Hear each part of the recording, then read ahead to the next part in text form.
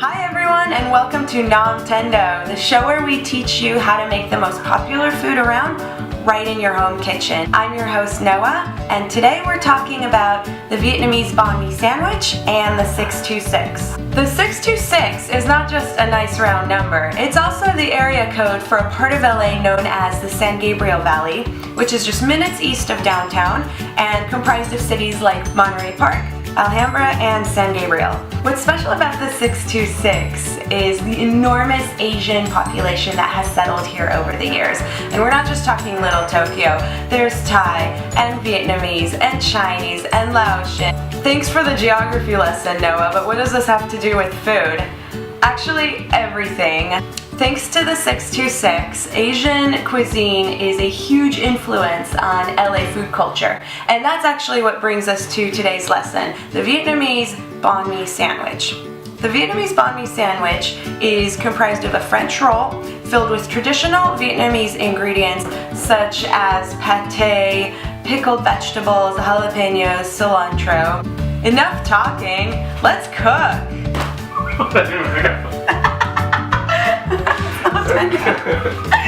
Back in the kitchen with Chef Khan, who's going to teach us how to make the barbecue pork banh mi. Thanks, Noah. Let's start off with making the marinade for the barbecue pork. So we're going to start off with lemongrass. Now, this is lemongrass. It doesn't look like lemon or grass, but it's a staple flavor in Vietnamese cuisine, and you can actually find it at most mainstream supermarkets these days in the produce section. What happens if you can't find lemongrass? Can you just leave it out? Or? If you can't find it in a supermarket, lemongrass tea is really popular these days, and it's really just dehydrated lemongrass. You can really do without the lemongrass in this recipe, but it adds a special something to the marinade that you're really not going to find anywhere else. Definitely authentic Vietnamese flavor. Absolutely. We're going to add that to vegetable oil. Is that about 2 tablespoons? That's about 2 tablespoons of chopped lemongrass. About a 1/4 cup of sugar, just plain white sugar.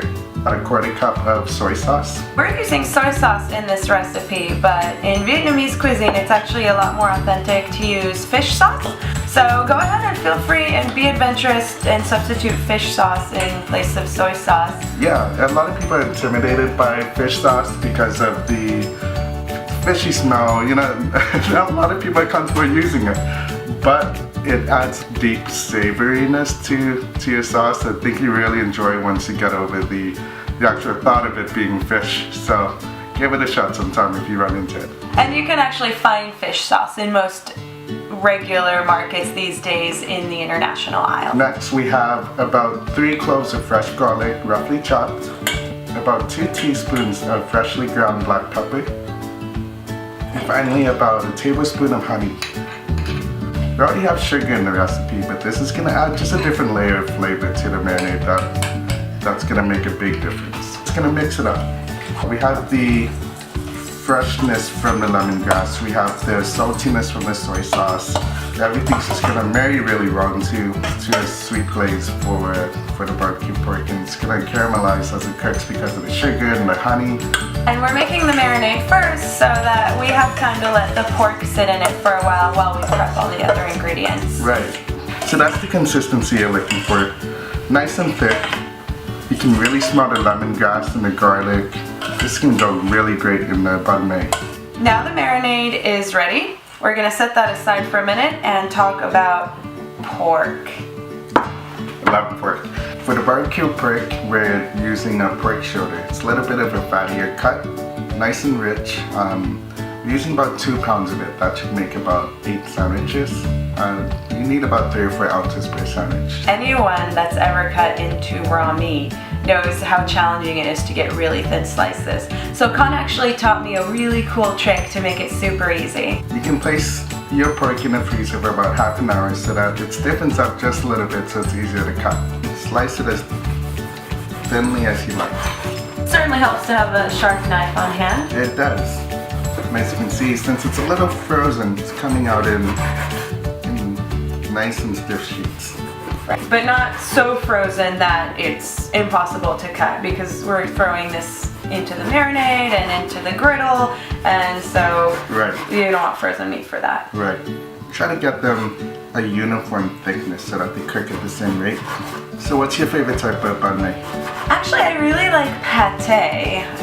It's on the adventurous side, I know, but it's just so rich and flavorful, and I'm not sure what body parts go into it, but they all come together really well. Don't think about it. Just eat it. Okay, maybe that gets edited out. So we're gonna place this right into the marinade. I'll give it a little stir while Colin keeps cutting. Yep. Just gonna keep on slicing our pork.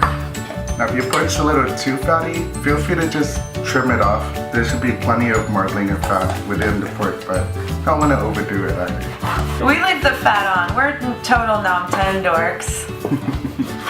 If you're not a big fan of pork, is this marinade good for beef too, or chicken? I'm glad you asked. Actually, it'll work really well in a barbecue beef. Now that the pork's nicely mixed into the marinade, just gonna let it sit for at least half an hour, an hour. Really, the longer you can give it to marinate, the better it will be. We'll get that in the fridge and then we'll start on the pickled vegetables. What are we doing next, Con? Let's make the pickled vegetables. 2 sliced fresh garlic cloves.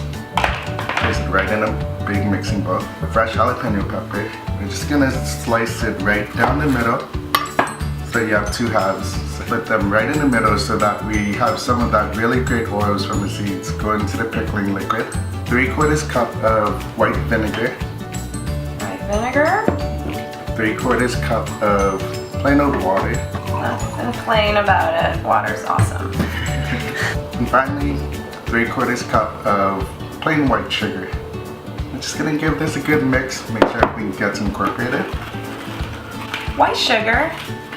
It's gonna add a little bit of sweetness to the carrots and daikon that we're gonna be pickling into. Is sugar common for pickling liquid? In Vietnamese culture at least, you'll find that it's a really common ingredient. We're making pickled vegetables for things like banh mi, or if you have like a Vietnamese pork chop combo. This looks like the worst soup ever, but it's gonna get a lot better. It's gonna be delicious. So into the pickling mixture, we're gonna add some daikon radish and some carrots. So before we shred the vegetables, we're just gonna give it a quick peel. These are already been washed. I'm pretty sure I've seen daikon radishes at my local supermarket, so don't be intimidated, it's easy to find. A lot of places use just carrots.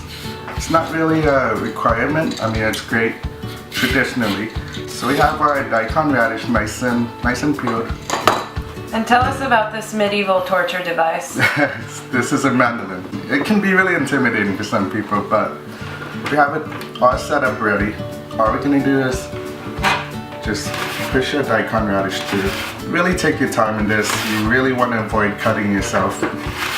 It's a great tool because, as you can see, it's not a lot of work, and you've got perfectly julienned or shredded pieces of vegetable. Since the blades are so intimidating, just slice to your comfort level. I mean, if it means leaving a big nut like this, you know, it's the difference between cutting your fingers and not. So great. You can stop anytime you like. And this looks like a good stopping point.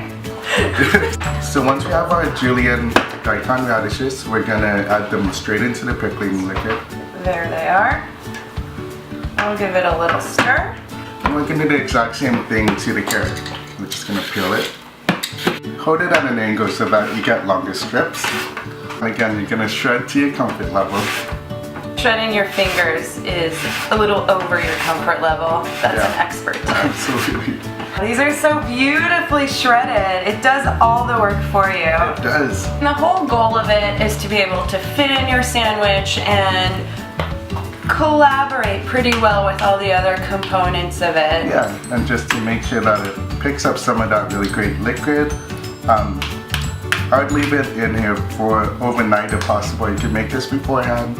If not, it should pick up plenty of flavor within the first hour, and it only gets better from then on. You can make a big batch of it and serve it with rice as your side vegetable and things like that. There's so many uses for this. It keeps forever too. It's pickled. That makes sense. So I'm just gonna place this aside and continue making our sandwich. All right, our meat's been marinating for an hour. And now we're ready to go to the griddle. Chef? Thank you. So we have our grill preheated onto high. As you can see, it's starting to smoke pretty heavily actually. So let's get our meat on the grill.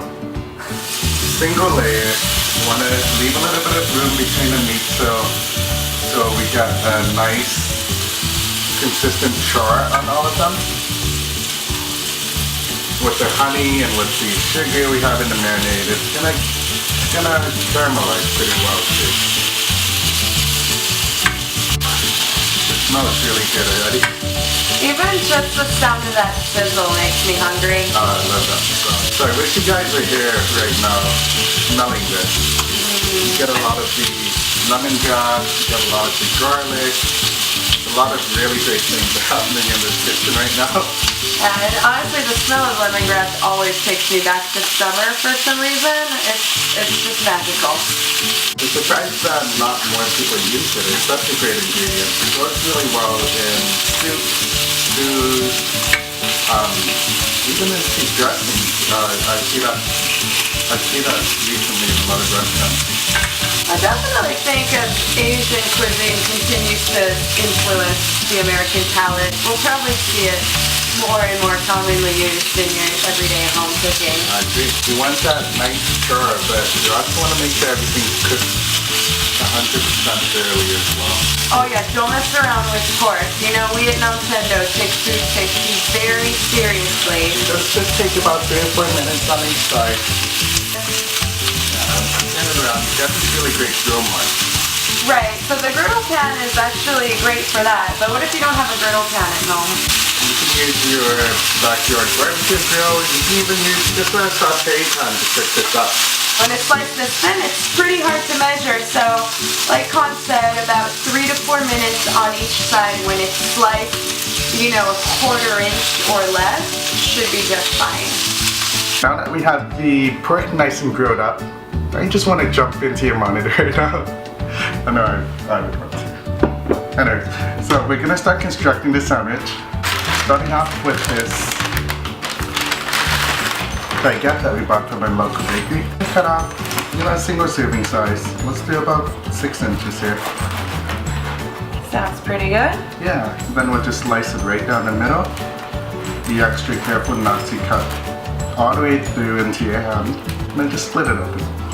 Now we're using a baguette because that's actually become really popular part of the banh mi in Southern California. But the traditional banh mi in Vietnam uses French bread, which is actually a byproduct of the French occupation of Vietnam many, many years ago. Right. The difference between a baguette is that the crust is a little crispier. It still has that really great fluffy profile on the inside.